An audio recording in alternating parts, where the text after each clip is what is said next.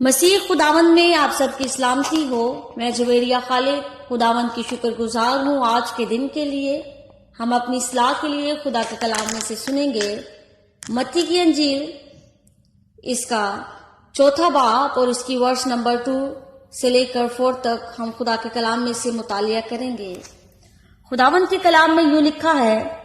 اور 40 دن اور 40 رات فاقہ کر کے آخر کو اسے بھوک لگی، اور آزمانے والے نے پاس آ کر اس سے کہا، اگر تو خدا کا بیٹا ہے تو فرما یہ پتھر روٹیاں بن جائیں۔ اور اس نے جواب میں کہا، لکھا ہے کہ آدمی صرف روٹی ہی سے جیتا نہ رہے گا بلکہ ہر بات سے جو خدا کے منہ سے نکلتی ہے۔ جب یسوع مسیح 40 دن اور 40 رات کا فاقہ کرتے ہیں تو آخر کو جب وہ وقت پہنچتا ہے، اسے بھوک لگتی ہے، تو ابلیس جو کہ آزمانے والا ہے وہ پاس آ کر اس سے کہتا ہے کہ اگر تو خدا کا بیٹا ہے تو فرما یہ پتھر روٹیاں بن جائیں۔ ابلیس جب یسوع مسیح کے پاس آتا ہے،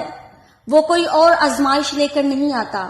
وہ کوئی دوسری بات وہاں پر آ کر نہیں کرتا، وہ اس ٹائم، اس سچویشن اور اس حالات کے مطابق ایک بات کرتا ہے، کیونکہ وہ جانتا ہے کہ یسوع اس وقت فاقے میں ہے اور اب اسے بھوک لگی ہے اور ابھی یہ روزہ کھولنے کو ہے۔ تو ابلیس اس حساب سے یسوع کو آزمانے کی کوشش کرتا ہے،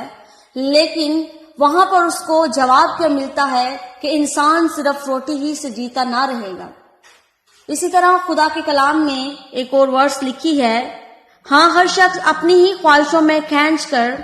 اور پھنس کر آزمایا جاتا ہے، پھر خواہش حاملہ ہو کر گناہ جنتی ہے، اور گناہ جب بڑھ چکا تو موت پیدا کرتا ہے۔ ابلیس ہر ایک انڈیویجول، ہر ایک شخص کی زندگی کو جانتا ہے کہ اس وقت وہ انسان کس حالات کے میں ہے، وہ اسی کے حساب سے اس کو پھنسانے کی، آزمائش میں ڈالنے کی کوشش کرتا ہے۔ ایسے بہت سارے بہن بھائی ہیں،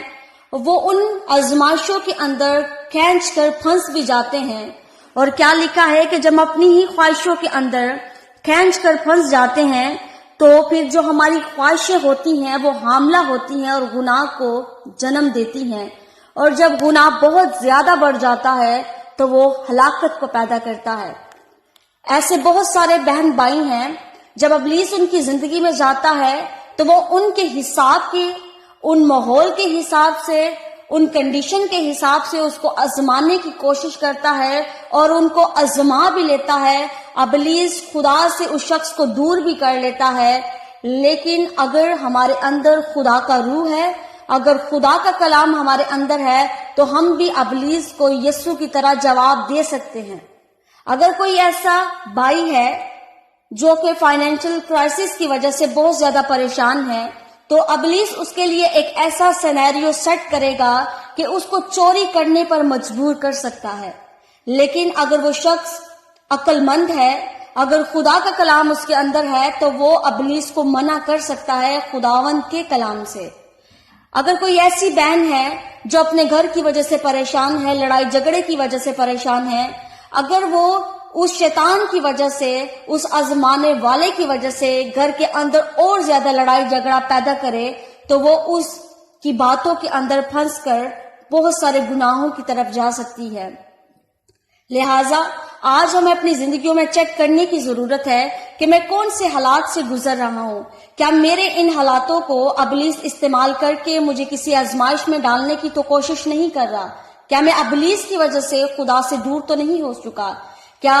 آج ہمیں خدا کے کلام میں سے اپنی زندگیوں کو پرکھنے کی ضرورت ہے؟ اگر آج ہم کمزور ہیں، اگر ہم کسی بھی آزمائش کے اندر ہیں، تو ہم نے پریشان